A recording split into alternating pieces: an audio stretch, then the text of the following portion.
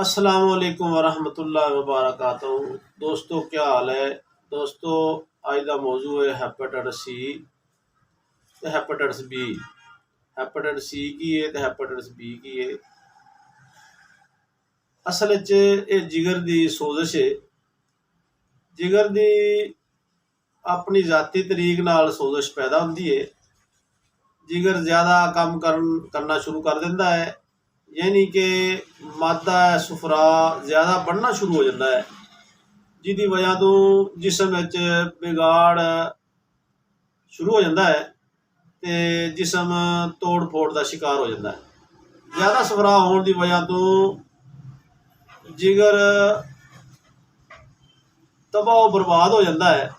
कुछ अरसे तो बाद इंसान 100 तरह दियां बीमारियां का शिकार हो जाता है।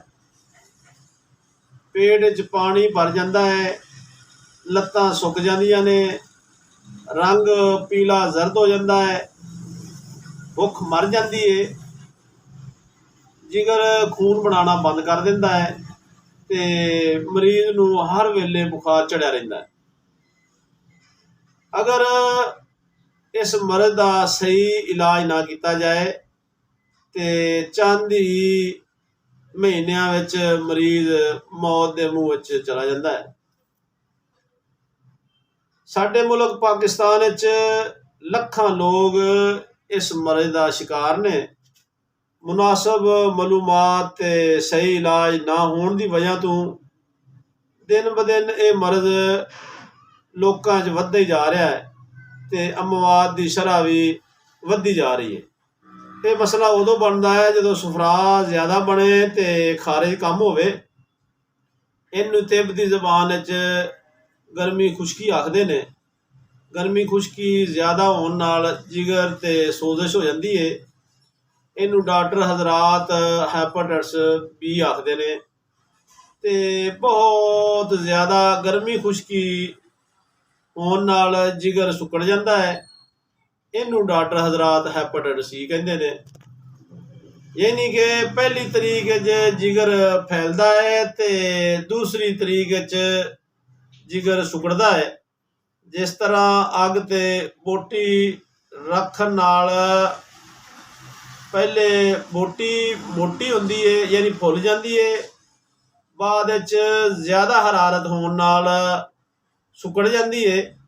नाजरीन इस तो पहले इलाज बारे गलबात करिए, ये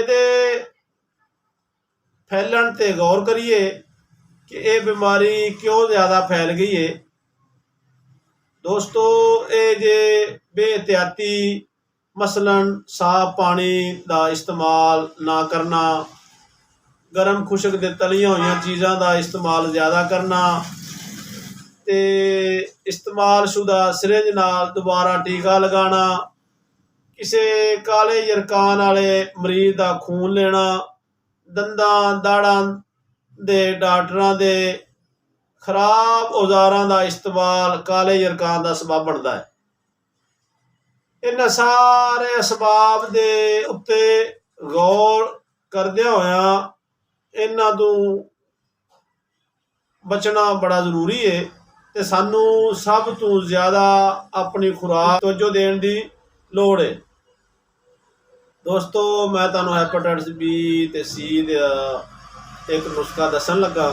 इंशाअल्लाह चंद दिन इस्तेमाल करन नाल काला यरकान जड़ तो खत्म हो जाता है। नुस्खा सुने। सुंड 5 तोले, नशादर 3 तोले, काली मिर्च 1 तोला, सना मक्की 8 तोले। इनू अच्छे तरीके नाल बरीक करो।